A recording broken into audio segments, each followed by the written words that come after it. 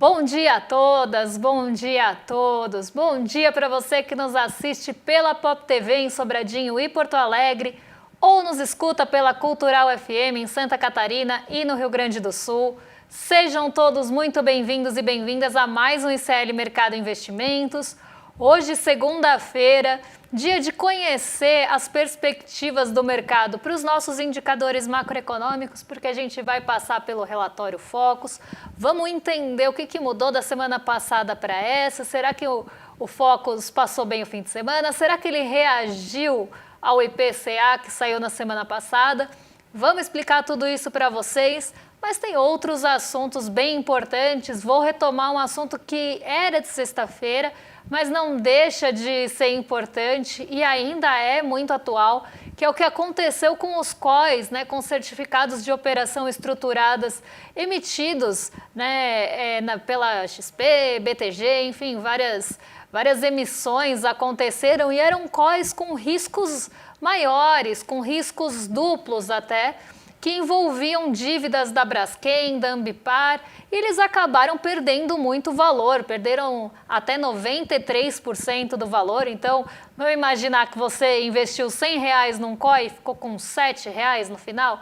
Foi isso que aconteceu, e a gente vai explicar os riscos dessa operação e por que é que aconteceu dessa forma, e as pessoas não estavam entendendo o que era esse investimento e acabou colocando ali o dinheiro, né? Às vezes junta o dinheiro de uma vida, vem uma pessoa e fala que tem uma grande oportunidade de investimento para você, você acaba, né, até por uma falta de informação que pode ser omitida ou que pode não ser entendida completamente, você acaba colocando dinheiro nisso e perder 93% não é pouca coisa, é muita coisa. Então vamos explicar qual foi o imbróglio desses COIs e, além disso, vamos passar aí pela nossa atualização de tarifa fatal, porque a China voltou para o radar depois de mexer com as exportações e restringir as exportações ali dos minerais raros. Então, hoje tem assunto à beça aqui pra gente, né? Um assunto à beça em homenagem ao Guilherme Bessa, que trabalha aqui com a gente, fez aniversário no final de semana. Um beijo para Guilherme Bessa. Tem um monte de assunto aqui. Opa, falei de um, lembrei de outro, porque ó, falei do Bessa e lembrei do André Graziano, porque engasguei. Mas vamos lá, porque tem bastante assunto para essa segunda-feira. Eu não quero perder tempo com vocês. Já vamos passar pela nossa agenda, entender o que tem de indicador importante saindo hoje, quem fala, quem não fala e tudo mais aí no nosso comecinho de semana, porque a meia hora é complicado, né? À meia-noite na China saiu balança comercial, exportações e importações de setembro. Às 8 horas no Reino Unido, quem falou foi a Megan Green, que é dirigente do Banco da Inglaterra. Às 8h25, aqui no Brasilzão já saiu o relatório Focus, ou o boletim Focus, são os dois nomes aí para o mesmo indicador ou para o mesmo relatório. Ele já foi conhecido e esse a gente traz para vocês daqui a pouquinho, mas não para por aí, porque tem mais coisa na nossa agenda. Tem a Cláudia Buck também testemunhando, né, falando num comitê de assuntos monetários e econômicos do Parlamento Europeu, às 10 horas na Bélgica, então já foi. E agora, depois do almoço, né, às 13h55, quem fala é a Ana Paulson, que é presidente do Fed da Filadélfia. Ela discursa em um evento e às 15 horas, aqui no Brasil, sai a balança comercial semanal, essa velha conhecida, sempre aparece por aqui, trazendo ali uma perspectiva semanal para a nossa balança comercial brasileira. Hoje é um dia, né, que a agenda ela não está tão repleta de indicadores. Então o radar, né, o grande condutor do dia, grande condutor do mercado, deve ser o cenário político aqui no Brasil e as tensões comerciais acirradas entre a China e os Estados Unidos, assunto que a gente já vai falar, porque tem tudo a ver com o nosso fechamento de sexta-feira.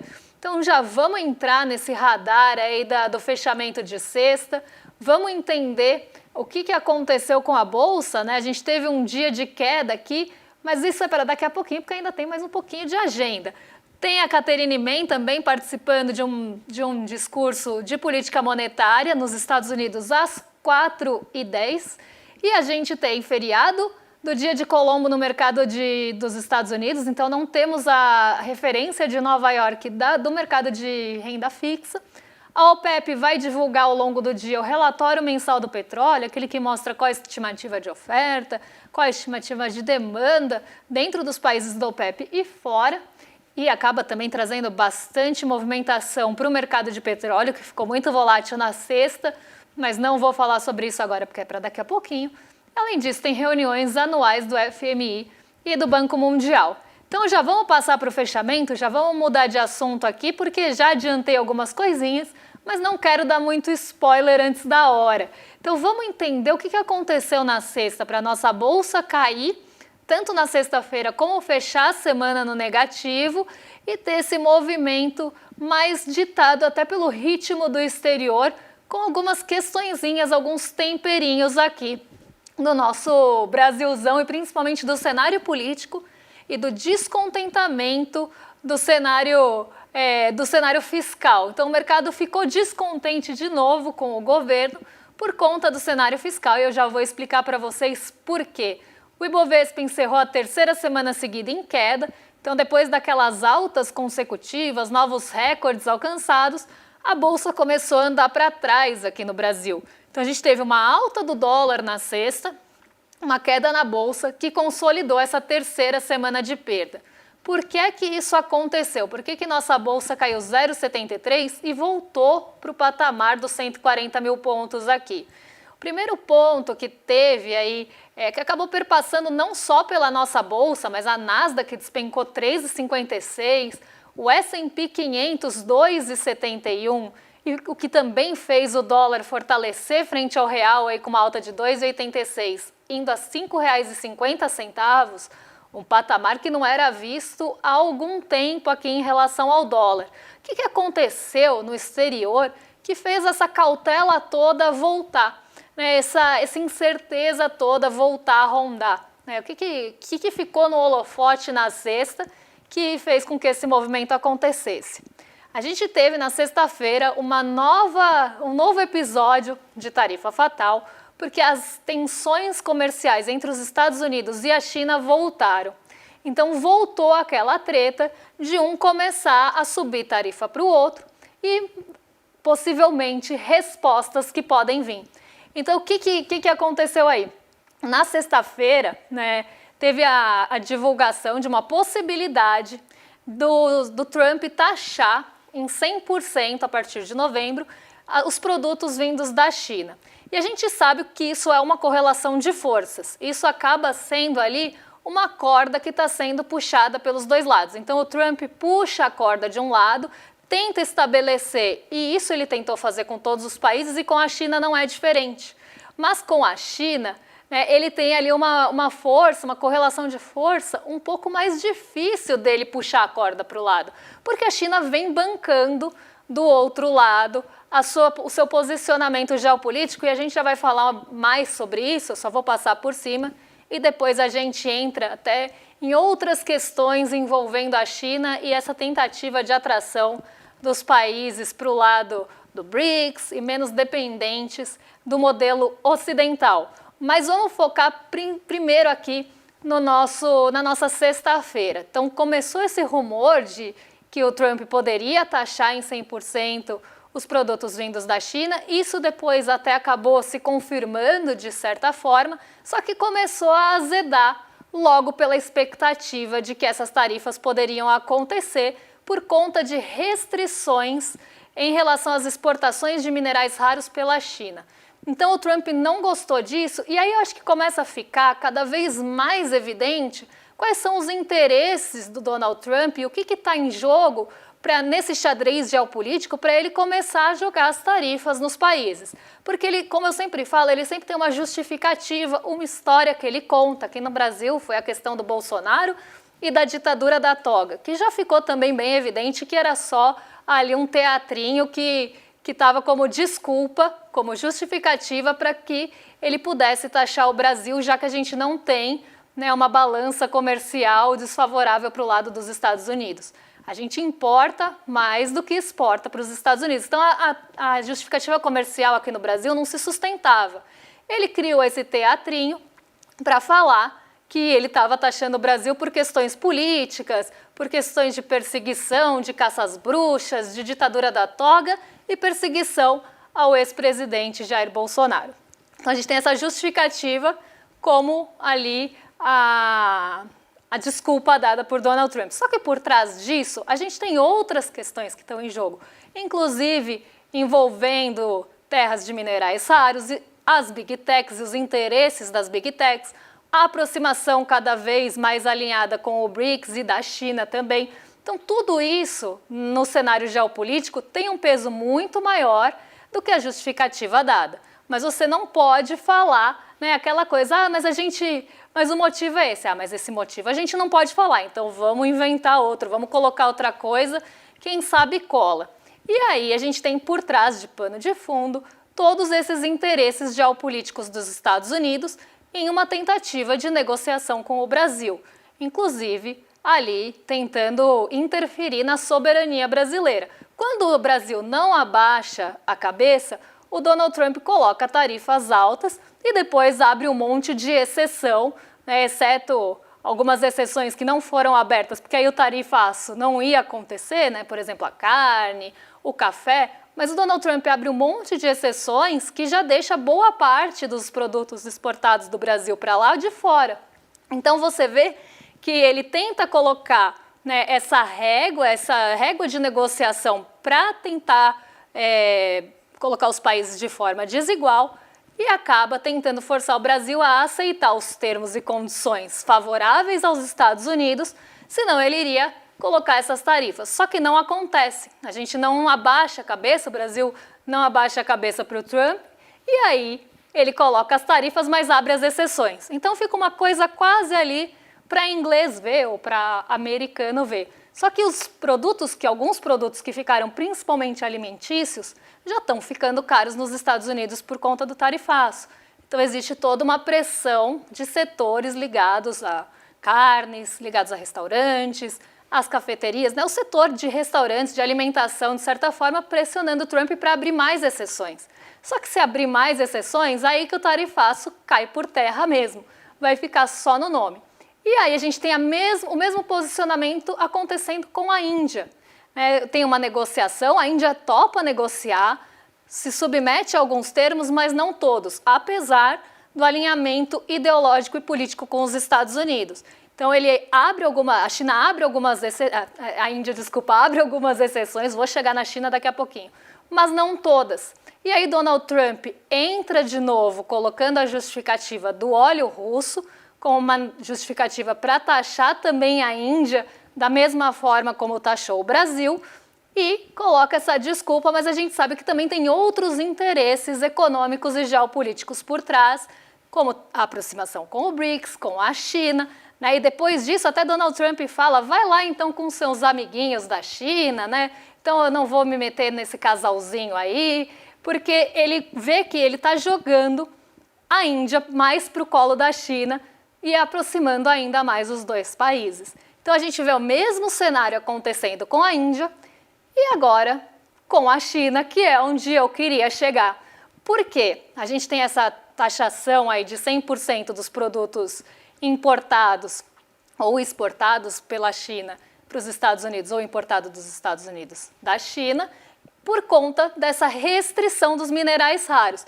Então a gente vê que tem outros interesses geopolíticos nessa história, não só os minerais raros, mas essa aproximação da China com os países ocidentais, essa tentativa de quebra da hegemonia do dólar. Então tudo isso começa a pesar nesse xadrez geopolítico e a gente vê Donald Trump taxando a China. Só que a China, ela consegue bancar do outro lado e a gente já vai explicar por quê.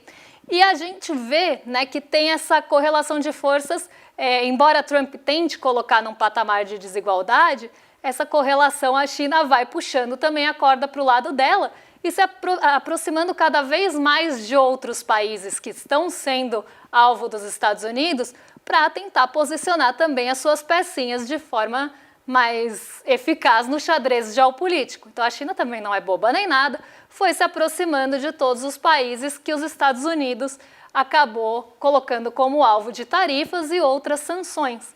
Então é um cenário que coloca o mundo, de forma geral, com muita incerteza. E o que acontece no momento de incerteza? O apetite pelo risco, as pessoas não querem tomar risco.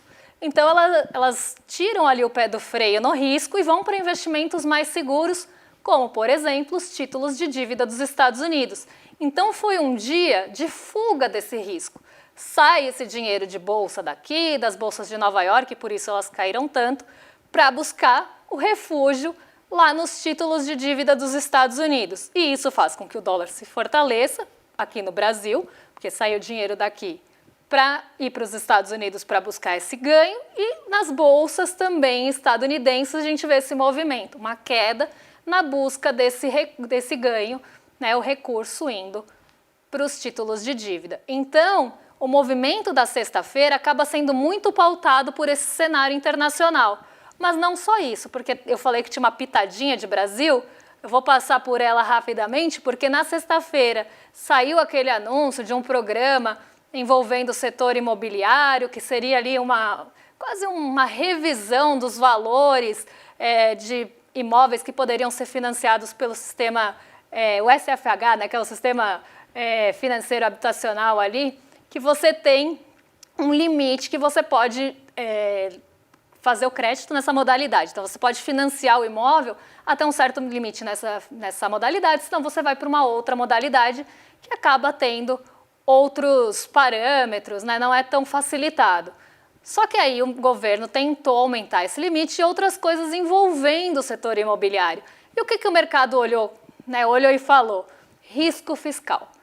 O governo vai voltar a gastar, é um ano pré-eleitoral, ano que vem tem eleições, não gostamos desse cenário, aqui cabeça do mercado falando, vamos também tirar o pé do freio do risco. Começou a aumentar os juros futuros e também saiu dinheiro da nossa bolsa para buscar ganho nesses juros futuros. Então foi um dia de grande condução internacional, mas com uma pitadinha mesmo ali, um pezinho no cenário político que ainda preocupa o mercado, porque o mercado é fiscalista, principalmente quando se fala em benefícios que possam atingir a população, então benefícios que sejam voltados para a população e não para o mercado financeiro. Se fosse um benefício voltado para o mercado financeiro, eles não iriam reclamar, mas não foi o caso, então teve essa chiadeira de novo no mercado financeiro, e mesmo ali com um IPCA mais favorável na quinta, nada disso importou, os juros aqui voltaram a subir, como se a gente tivesse com o risco país aumentando por conta desse investimento, desse olhar para o mercado imobiliário, e aí a nossa bolsa também caiu um pouquinho por isso, mas a grande condução foi internacional. Agora eu estava falando da China conseguir bancar, de certa forma, a briga com os Estados Unidos. E tem uma coisa muito curiosa que vem saindo nas notícias há bastante tempo, que é um acúmulo de ouro pela China, né? E até um aumento desse acúmulo nos últimos anos e principalmente trimestres. Então a gente separou um gráfico para mostrar essa evolução do acúmulo do ouro pela China, nessa corrida do ouro chinesa, e por que é que eles estão fazendo isso? Por que é que a China está tomando esse posicionamento de aumentar suas reservas de ouro, de acumular mais ouro nesse momento de incerteza geopolítica? E aí a gente vê, né, com essa evolução, pode até colocar aqui na tela para o pessoal de casa acompanhar, né, essa evolução que começa a partir de 2022, mas olha como as reservas da China aumentam aqui de 2024, 2025, né, no finzinho de 2023 já começam a aumentar mais e vão se fortalecendo, e agora em 2025, nos 2 primeiros trimestres, que é até onde a gente tem, essa reserva aumenta ainda mais. Então, o que a gente vê aqui, né? Uma tentativa de fortalecimento da moeda chinesa, então eles vão fortalecer essa moeda chinesa, também uma tentativa de desafio da hegemonia do dólar e uma atração dos países para o lado do BRICS, essa dependência menor dos Estados Unidos e dominar a moeda global, né? Você ter a emissão, o poder de emissão de uma moeda global é muito poder, né? Não à toa que traz ali outros poderes, né, inclusive extraterritoriais, porque quando você domina a moeda global e a emissão dessa moeda, você consegue interferir em outros países. Então, para os Estados Unidos, não só os minerais raros, não só as Big Techs, não só os BRICS, são coisas que eles querem ali dominar, né? Então, dominar essa pauta exportadora, importadora aí dos minerais raros, ter um afastamento ou tentar minar os BRICS para que esses países não se fortaleçam entre si, porque se você não tem um bloco econômico, você enfraquece também aquelas relações. Então, para os Estados Unidos é interessante que o BRICS enfraqueça. E, além disso, você tem ali o domínio das Big Techs, que pode ser também ameaçado por alguma legislação ou alguma regulamentação, porque numa terra sem lei, as Big Techs também podem dominar mais esferas e penetrar melhor nas relações ali entre países e nos dados e tudo mais. Então, são 3 assuntos muito importantes para os Estados Unidos dominarem mesmo ou terem o controle, né, pensando nos interesses estadunidenses, claro. Mas, quando você começa a desafiar a hegemonia do dólar, isso vai para outro patamar. Então, a gente vê, né, que existe um xadrez mesmo geopolítico e que ameaçar a hegemonia do dólar e trazer os países para menos dependência do modelo ocidental ou dos Estados Unidos é muito ruim para os próprios Estados Unidos. Então, a gente vê aqui um monte de interesses que estão em jogo e que a China também, com esse aumento de reserva, acaba tendo mais poder de fogo para bancar esse cabo de guerra com a cordinha puxando cada hora para um lado. Então, os Estados Unidos colocam tarifa, a China já estuda retaliar e colocar também as mesmas tarifas, porque eles conseguem bancar isso e também atrair os países para o lado deles. Então, a gente vê, né, essa briga pela hegemonia da moeda, a gente vê essa briga, claro que o dólar está hegemônico há muito tempo, só que qualquer desafio, né, qualquer coisa que coloque isso em risco, os Estados Unidos já não querem correr esse risco. Então, você vê como tudo isso impacta nas decisões em relação às tarifas, que no final é só essa tentativa de mostrar poder de forma comercial, mas que por trás tem muita coisa geopolítica, tem muita correlação de força. E a China está bancando isso e, ao mesmo tempo, acumulando ouro para conseguir sustentar tanto essa atração, fortalecimento da moeda chinesa, atração dos países, no caso, fortalecimento da moeda chinesa e menos dependência dos Estados Unidos. E isso acaba tirando aí, ainda mais Donald Trump. Qualquer presidente, eu acho que ficaria um pouco incomodado com essa situação. Mas a gente está falando do Laranjão.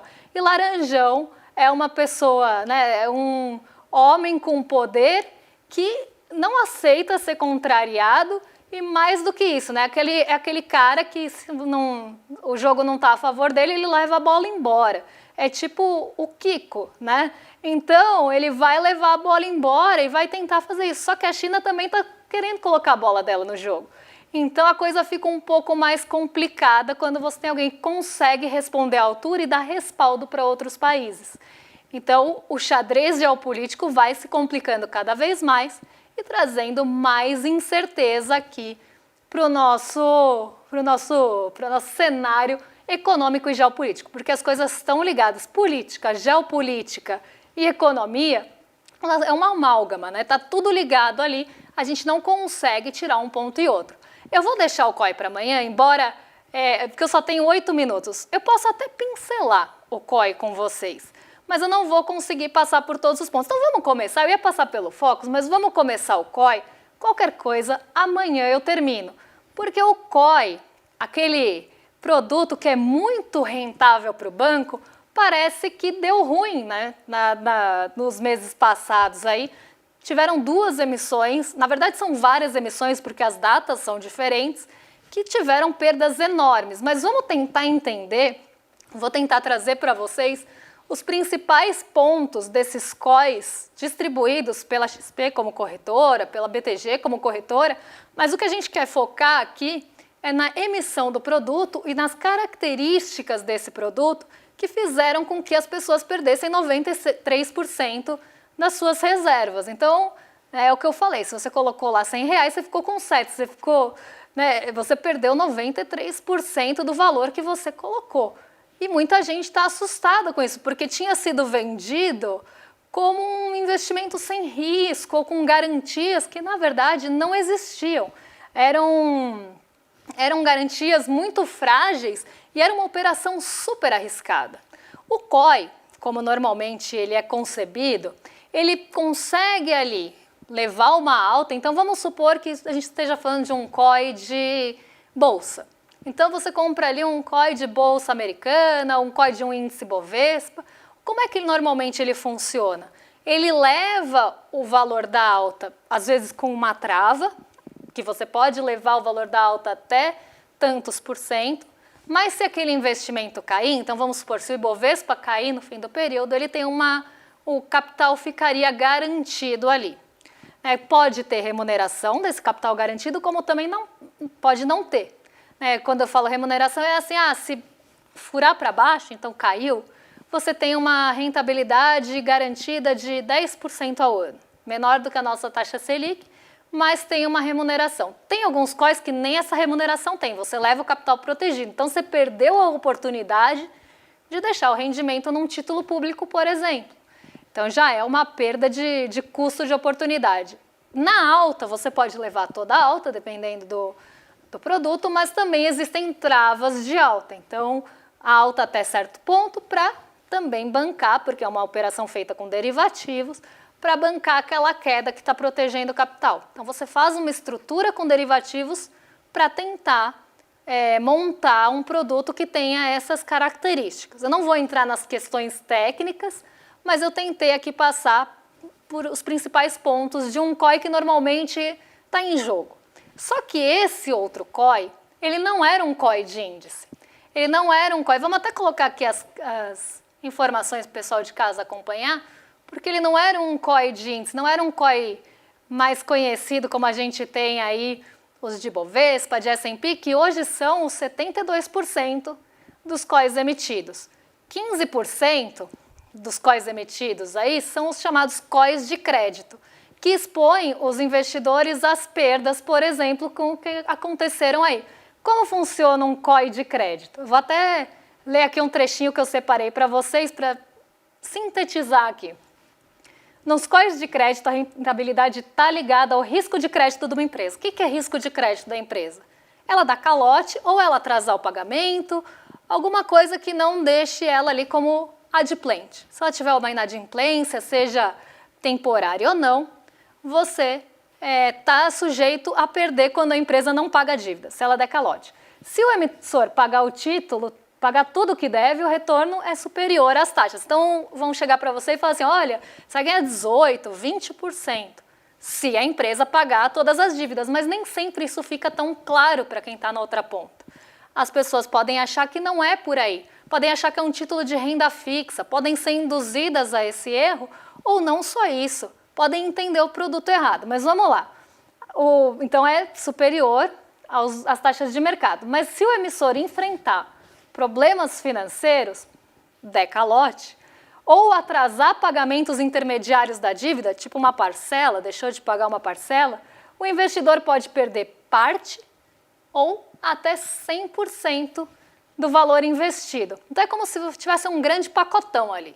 O banco montou um pacotão e nesse pacote o dinheiro está amarrado ali ao risco de crédito, ao risco de calote ou do atraso do pagamento de alguma parcela. Pode ser de uma empresa, pode ser de um país. Nesse caso, a gente estava falando de dívida de quem? Da Braskem e da Ambipar. Se a empresa pagar tudo direitinho até o fim, você vai levar aquela rentabilidade que te falaram. Mas se ela começar a falhar no pagamento, se ela começar a atrasar a parcela aqui e ali, esse COI vai desmoronando. E aí você não leva o capital protegido, você vai perdendo inclusive o valor investido. E aí foi o que aconteceu, que as pessoas perderam 93%, 60% do valor investido. Então já não bastava a Braskem afundar um bairro todo em Maceió, agora ela afundou um COI também, afundou o dinheiro de muita gente junto. Amanhã eu termino essa fofoca e essa treta com vocês. Prometo que a gente passa por isso pelo Focus e traz os assuntos do dia também, porque ainda tem mais algumas coisinhas que eu quero explicar em quem ganha com tudo isso. Que eu acho que é o mais importante. Quem que está levando dinheiro nisso se as pessoas estão perdendo quase o valor delas investido? Então a gente passa por esses assuntos amanhã, cenas dos próximos capítulos. Porque agora eu vou convidar vocês a entrar pelo link iclmercado.com.br para assistir o replay que está liberado, mas para assistir o replay você também precisa do ingressinho do cinema. O ingressinho do cinema você consegue aqui em iclmercado.com.br para assistir o nosso documentário, que foi um sucesso. Muita gente pediu porque não conseguiu assistir na data da reprise, né, que foi ontem, ou não conseguiu assistir na exibição original na quinta-feira, mas não tem problema, vocês pediram e a gente liberou o replay. Então, vai para Argentina Carajo, já está disponível para assistir no link iclmercado.com.br ou no QR Code, que está lá no cantinho da tela, muito longe de mim, mas está ali no cantinho, é só escanear, garantir o ingresso e quem quiser reassistir também consegue. Então, assistiu, quer ver de novo? Dá para ver. Perdeu, ficou lá, pô, não consegui assistir, estava vendo outra coisa ontem, ainda dá para assistir no replay. Então não perde a oportunidade, porque quem viu adorou e eu tenho certeza que se você não viu e assistir também vai gostar. Agora vou jogar para os nossos vizinhos de cima, arrastei para cima para o Rolê ICL, com hoje César Calejon e Guga Noblar. Então uma dupla aí incrível para receber vocês, mais do que excelente companhia a partir de agora. E eu volto amanhã para mostrar para vocês, passar pelo assunto do COI de uma vez por todas, falar para vocês o que mexe com o seu bolso, com a nossa bolsa e com as nossas vidas. Um beijão e até amanhã, pessoal. Fala pessoal, tudo bem? Leandro Demore aqui para dar uma notícia incrível. O ICL tem sua própria revista digital, a revista Liberta, um novo espaço de jornalismo profundo, crítico, com a nossa cara, feito para quem quer entender o Brasil e o mundo além da superfície. Na revista Liberta, você vai encontrar os maiores articulistas e colunistas com análise sobre política, cultura, atualidades e, claro, muito pensamento crítico. Esse vai ser o nosso espaço semanal de reflexão em profundidade. Faça agora mesmo a sua assinatura. Acesse icl.com.br/revista. E se você já é aluno ou aluna de algum curso do ICL, tem um benefício especial para fazer parte disso com a gente. Um desconto exclusivo para garantir a sua assinatura. Revista Liberta. É o ICL em profundidade. O ICL está em todo lugar. Na palma da sua mão, na TV da sua casa e até nos seus ouvidos. Para ir além da manchete e mergulhar com apuração e contexto de verdade, acesse iclnoticias.com.br. Siga o ICL, compartilha e vem com a gente. Informação para quem pensa.